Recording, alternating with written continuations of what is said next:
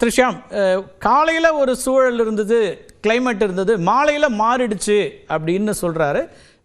கிட்டத்தட்ட ஷபீரோ அல்லது ஆர்கே அவர்களுமே கூட அதை ஒட்டியே பேசுகிறாங்க. அப்படி ஒரு சூழல் மாறி இருக்கிறதா, இல்லை இந்த கட்சிகளோட கணக்கு என்னவா இருக்குன்னு பார்க்குறீங்க? ஏற்கனவே ஆதரவு நிலை, ஏன்னா ஆனால் நேற்றைக்கு தான் திமுக தலைவரை போய் பார்க்குறாங்க, வெற்றி பெற்ற சட்டமன்ற உறுப்பினரோட பார்த்துட்டு விசிகே பார்க்குறாங்க, இன்றைக்கி இடதுசாரிகள் சிபிஎம் பார்த்துருக்காங்க, சிபிஐ நேற்றே பார்த்துருக்காங்க. இப்போ அந்த பார்க்கும்போதே இதை பற்றியும் பேசப்பட்டதுன்னு ஷபீர் சொல்கிறாரு. காலையில் ஒரு நிலைப்பாடும் மதியத்துக்கு அப்புறம் மாறி இருக்குதா, இல்லை எப்பவுமே அப்படி தான் இருக்குது, நாம் அப்படி புரிஞ்சுக்கிறோமா? இதை எப்படி புரிஞ்சுக்கணும்? கட்சிகளுக்கு பதவி மோகம் இருக்கும், அதெல்லாம் நம்ம இல்லைன்னு சொல்ல முடியாது. ஆனால் 118 மட்டும் இருந்தாமல எப்படி ஆட்சியை நடத்திட முடியும்? குறைஞ்சபட்சம் 120 125 இருந்தால் தாங்க கம்ஃபர்டபுளாக இருக்கும். ஏன்னா எத்தனையோ கட்டத்தில் தேர்தல்கள் நடக்கும். சட்டமன்றத்தில் இந்த கவர்னர் உரைக்கு நன்றி தெரிவிக்கணும், பட்ஜெட் ப்ரொபோசல்ஸ் இருக்குது, கட் மோஷன்ஸ் இருக்குது.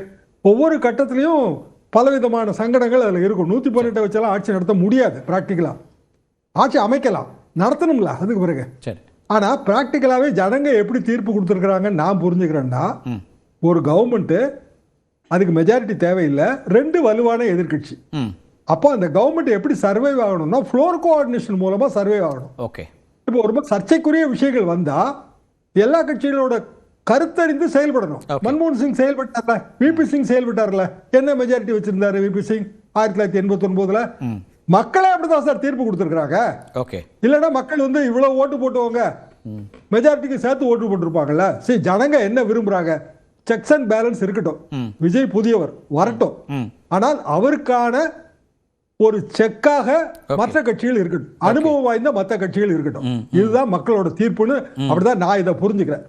அப்போ ஆளுநர் இதுல குறுக்க நிற்கிறதுக்கு அவர் அதிகார நந்தி இல்ல. அப்படி குறுக்க நிற்க முடியாது. நாளைக்கே சுப்ரீம் கோர்ட்ல மென்ஷன் பண்ணட்டும், காலையில மென்ஷன் மட்டும் பண்ணா போதும் சார், ஆளுநர் பயந்துருவாரு. காரணம் அவங்க ஓன் தீர்ப்பு தான் அது. மெஜாரிட்டியே தேவையில்லைங்கிறதா என் கருத்து. இதுல காங்கிரஸுமே சேர்க்க வேண்டியது இல்ல.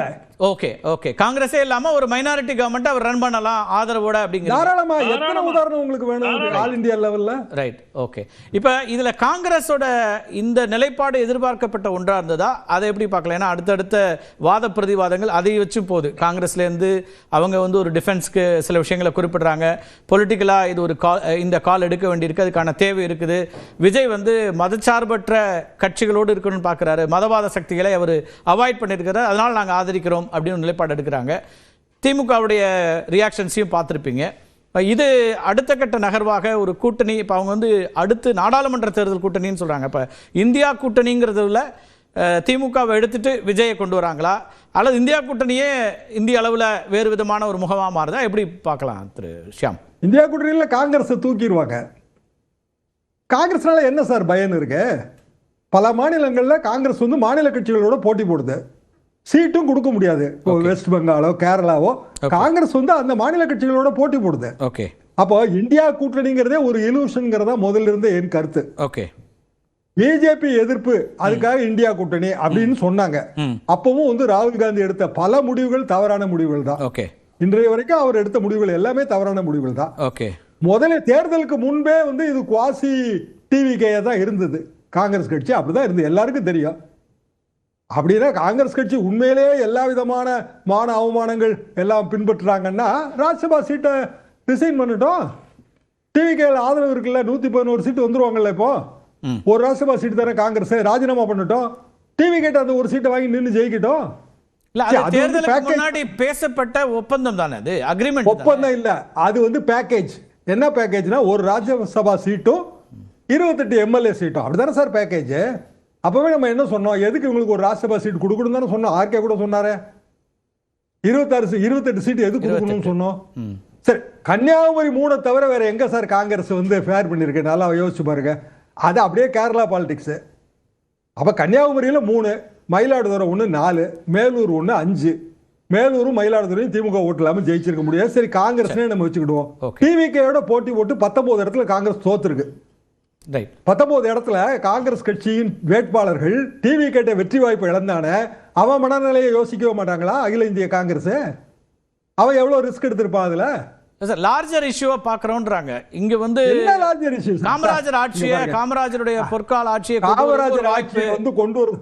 எத்தனை வாய்ப்பு காமராஜ் ஆட்சியை கொண்டு வர்றதுக்கு இருந்துச்சு, வரலாறு தெரியும் சொல்லிக் கொடுக்கணுமா என்ன? 1980 வாய்ப்பு இல்லையா? மூப்பனாரை முதல்வராக போன ராஜீவ்காந்தி வரலையா? அப்போ காமராஜர் ஆட்சி அமைக்கணுங்கிற வாய்ப்பு இல்லையா? 89 பிரதமராக இருந்தார் ராஜீவ்காந்தி. 26 முறையோ 16 முறையோ தமிழ்நாட்டுக்கு வந்து டூர் போனாரு. 26 சீட்டு வேற எம்எல்ஏ சீட் ஜெயிச்சாங்க. அதை தொடர வேண்டியதானே? எத்தனை வாய்ப்பு சார் உங்களுக்கு காமராஜர் ஆட்சி அமைக்கிறதுக்கு நாங்க வழங்கியிருக்கோம்? ஓகே, எங்க பயன்படுத்துனீங்க நீங்க? இப்போ வந்து நீங்க காமராஜர் ஆட்சி அமைக்க போறீங்களா? பச்சை புள்ள கூட நம்பாது. சரி, பேசலாம் சார். இதில் ஒரு அம்சம் ஷபீர், நீங்கள் ஆர்கேட்ட கூட பேசுகிறாரு. ஆர்கே, இப்போ நீங்கள் வந்து இந்த காலம் தள்ளி போகிறத பற்றி சொன்னீங்க.